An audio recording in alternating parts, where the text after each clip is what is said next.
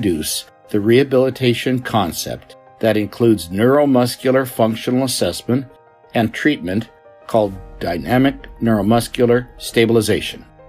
Dynamic neuromuscular stabilization, in short, DNS, is a unique rehabilitation strategy based on the principles of developmental kinesiology and the neurophysiological and biomechanical aspects of the maturing postural locomotor system. DNS defines posture, breathing patterns, movement, and joint function from a neurodevelopmental perspective. Normal early progress during the first year of life leads to the development of an optimal postural locomotion function. DNS assessment is based upon the comparison between the patient's stabilizing motor pattern and that of a healthy infant. The treatment approach is based on ontogenetic postural locomotor patterns.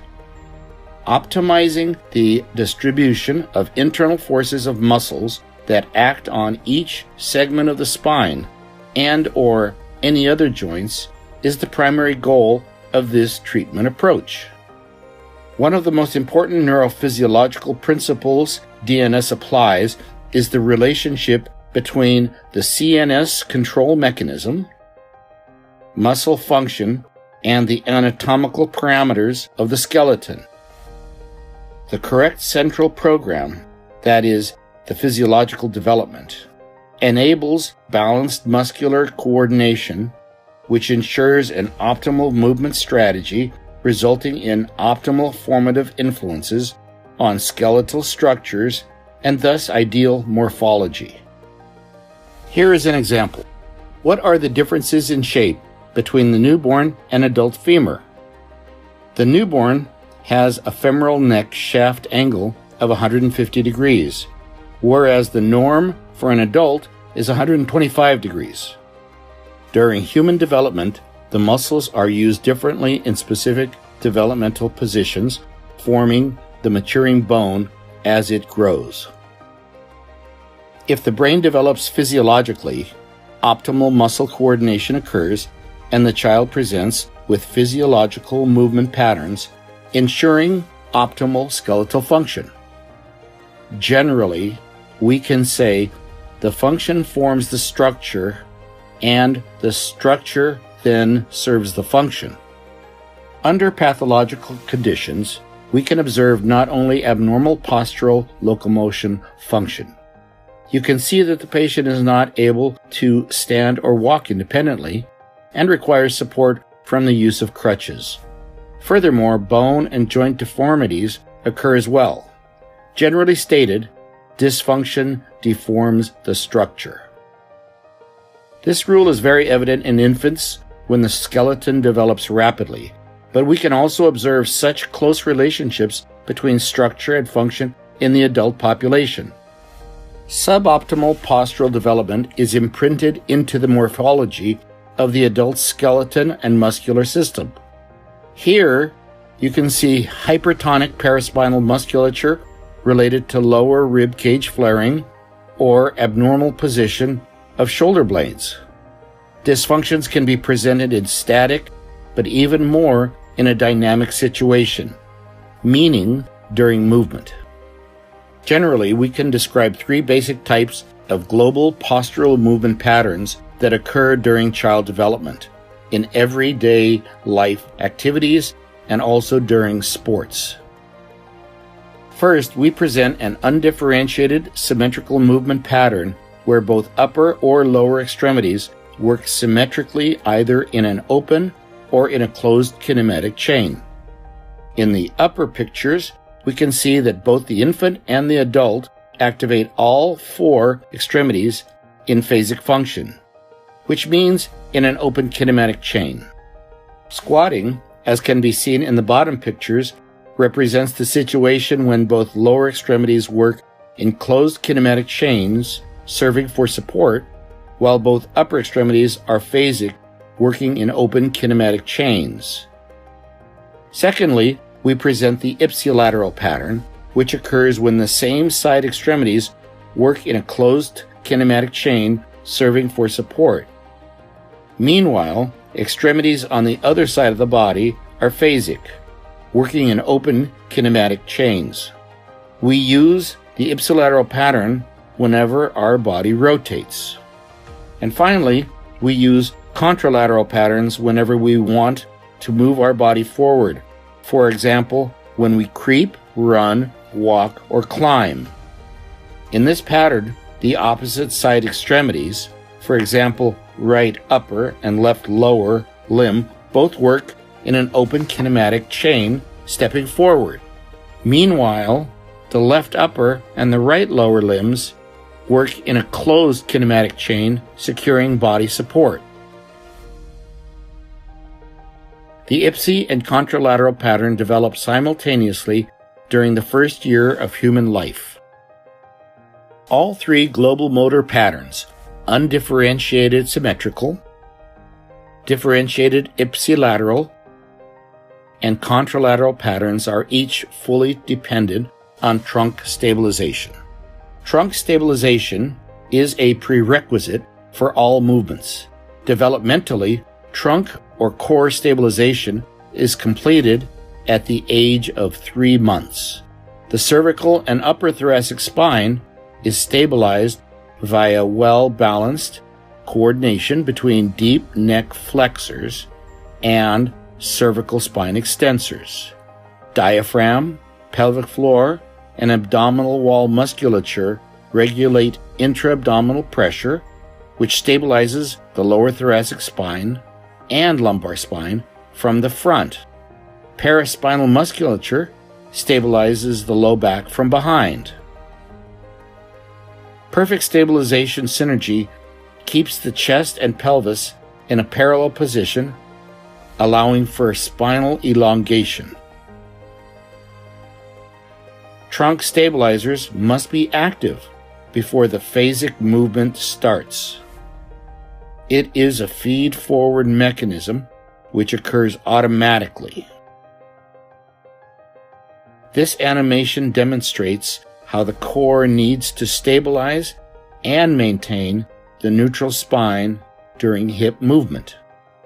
When trunk stabilization fails, we can observe rib cage and pelvic instability, especially during movements resulting in lumbar and cervical spine compression and overload. Permanent suboptimal stabilization may result in repetitive strain injuries of joints, ligaments, and intervertebral discs. In assessment, we always compare the norm defined by physiologically developing children with the quality of postural stabilization presented by the client. For example, this child presents with a perfect spinal elongation, while in the adult we can observe cervical spine collapse from a rigid thoracic kyphosis. The supine child demonstrates perfect neutral position of the trunk, while the patient's flaring of the rib cage can be seen. In DNS, any developmental position can be used in treatment, training, and self-treatment. At first, the clinician manually assists to achieve ideal stabilization. Later, the patient continues with self-treatment, making the exercise more challenging by adding the movements, load, resistance, and any other kind of stimulation.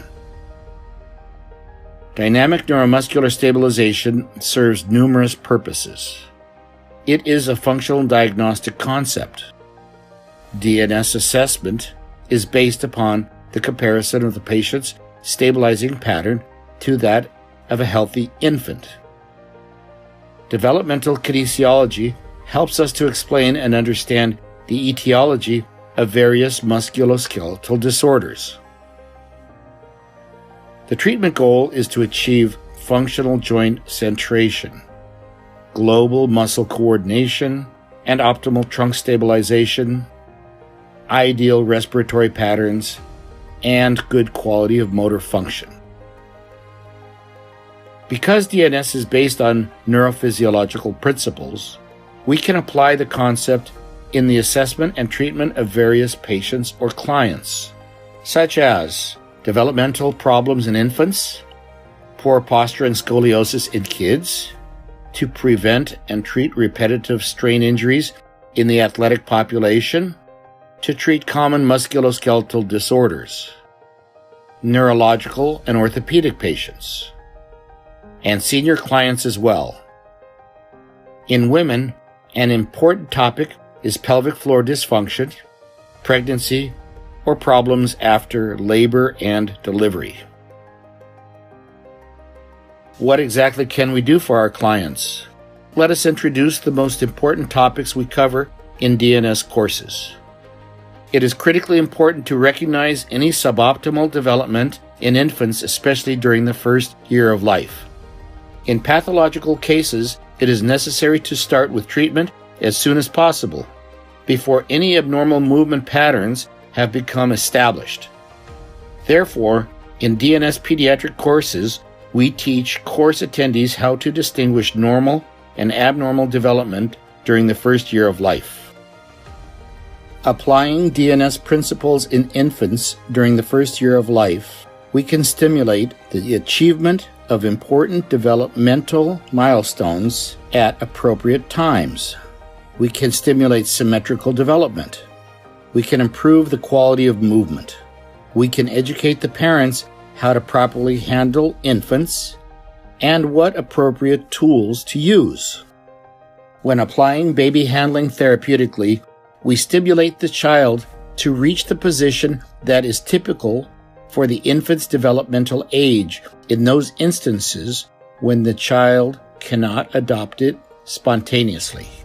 The proprioceptive information resulting from proper positioning and approximation stimulates the infant's brain and allows it to learn and establish the position. The ultimate goal is to make the child integrate the newly learned position as spontaneous motor behavior. Our educational system, called DNS Fit Kid, is a program for younger school-aged children 6 to 10 years of age who suffer from poor posture, need to improve core stability, and or to be better in sports.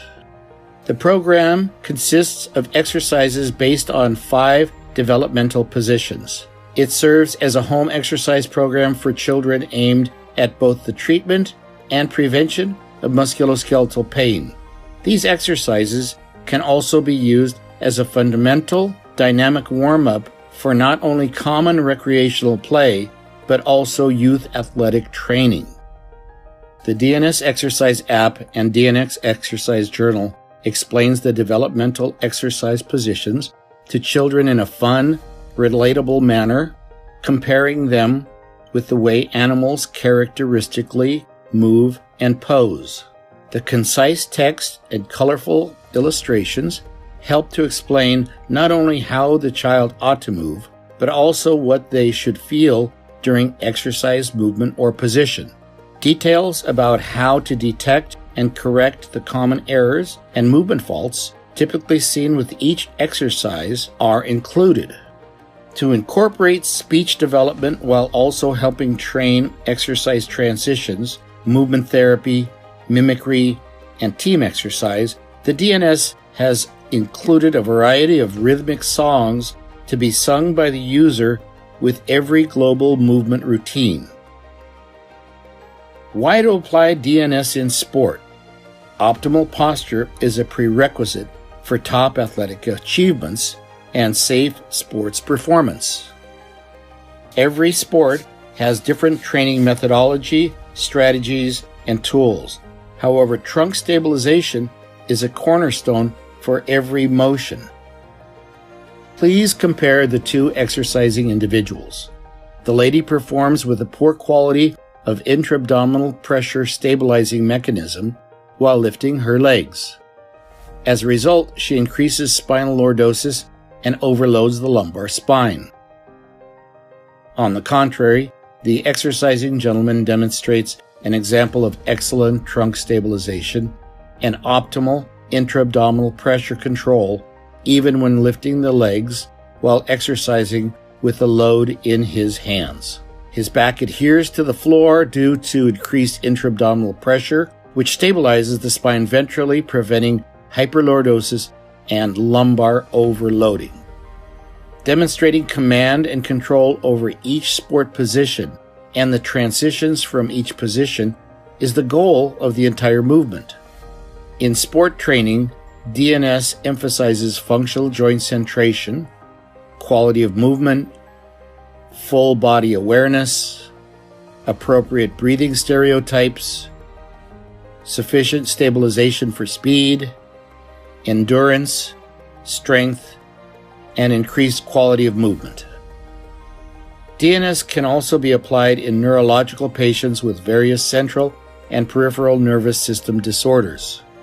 It is important to analyze neurological symptoms in detail and set up optimal treatment strategies based on clinical neurological assessment.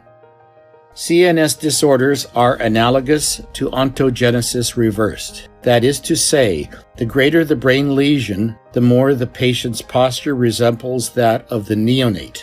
But sensory and motor cortex organization can be changed with appropriate exercise.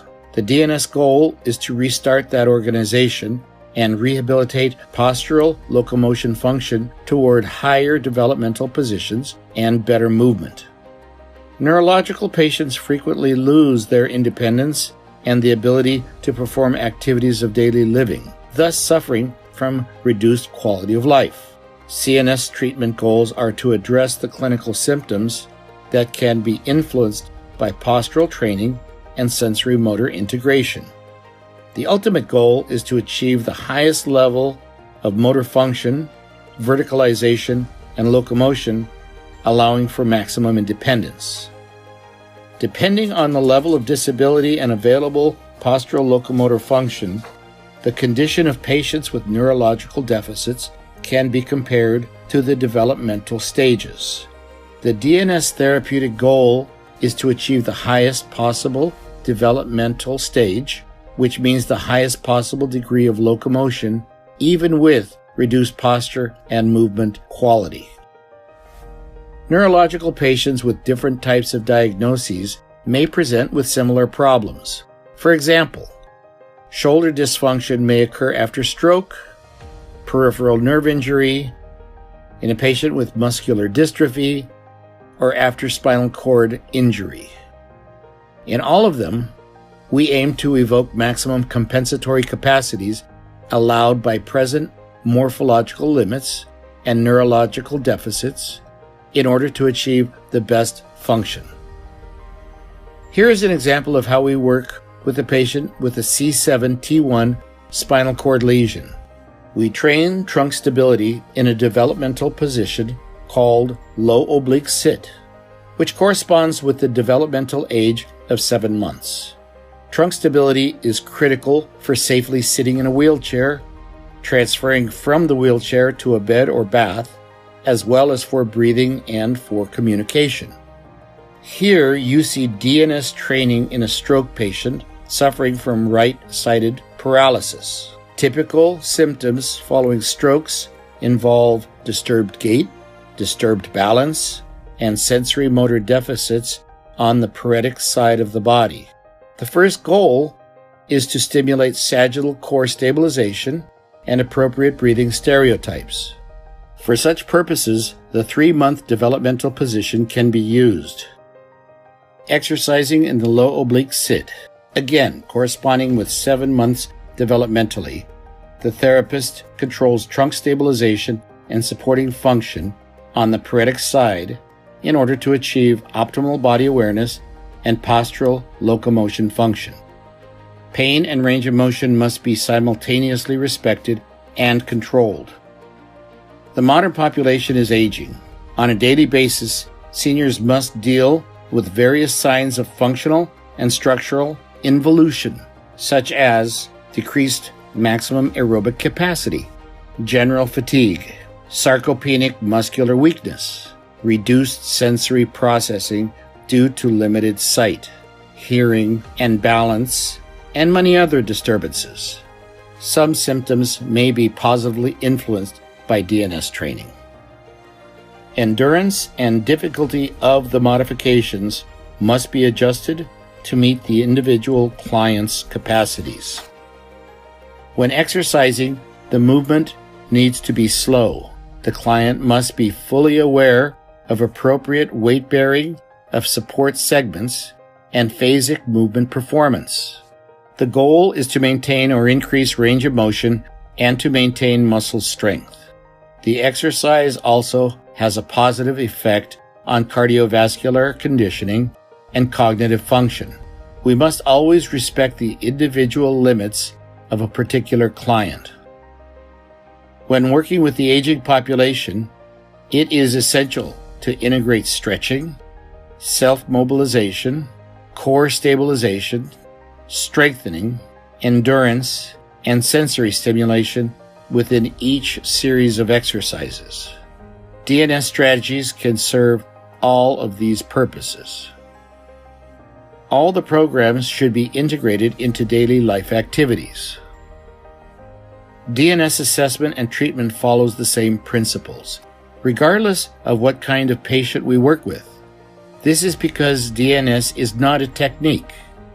Again, it is a general neurophysiological principle.